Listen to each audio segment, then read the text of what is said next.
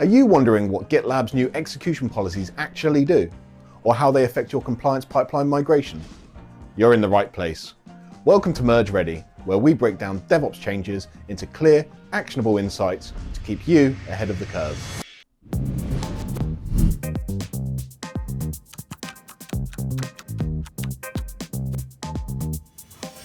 Today we're diving into GitLab's compliance policies, specifically the recent deprecation of compliance pipelines in version 17.3 and their complete removal planned for version 19. I'll walk you through GitLab's migration process, execution policies, and ask the key question, is this really the approach I would follow in a real production environment? Before we get hands-on, let's quickly go over a few definitions so we're all aligned. Compliance frameworks. These are tags that apply a set of compliance settings to individual projects or groups and subgroups. They help scope security policies and enforce predefined compliance controls. Compliance pipelines. These were injected pipelines tied to a compliance framework, and they were deprecated in 17.3, and they will be completely removed by version 19. We'll walk through the migration process in just a moment. Policies. Policies are separate from compliance frameworks, and they are used to enforce security controls across groups or projects. There are four main types. The first are pipeline execution policies. These replace the old compliance pipelines and let you run custom security templates across projects. Next are merge request approval policies. These set approval rules for merge requests. For example, if a vulnerability scan finds issues, it can require security team approval. Scan execution policy. This ensures that scans like SAST and DAST run on protected branches. Vulnerability management policies.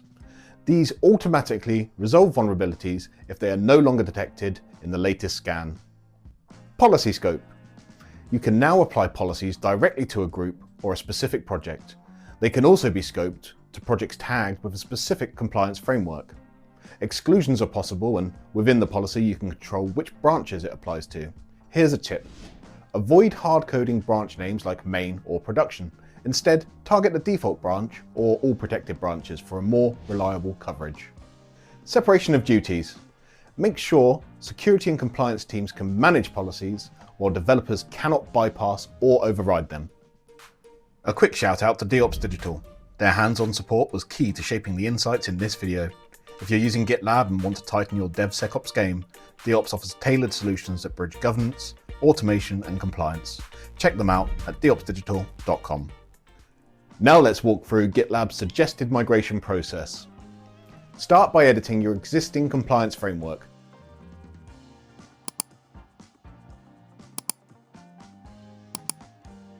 Under Basic Information, click Migrate Pipeline to a Policy.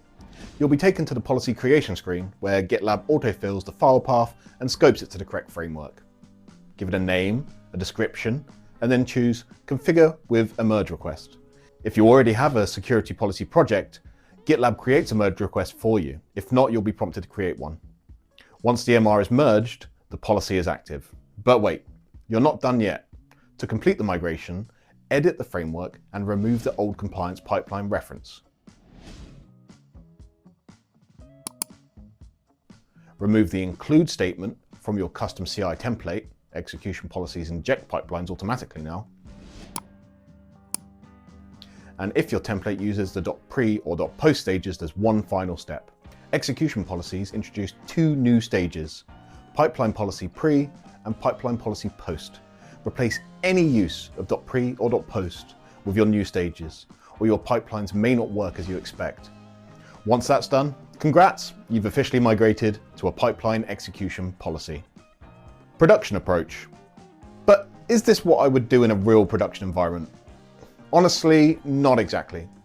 These policies impact potentially hundreds of pipelines. Most organizations want some kind of safety net, validation, testing, sign-off, and here's how I would handle it. First, I would create a separate branch in your custom template repo, naming it something like Pipeline Execution Policy Testing. Apply all the migration steps in that branch, and then create a new policy scoped to a test project.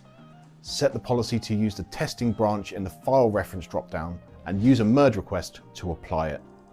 Now you can test in isolation, and once it's validated, you can scope the policy back to the original framework, merge your testing branch into the default, update the policy file reference, and finally remove the old compliance pipeline.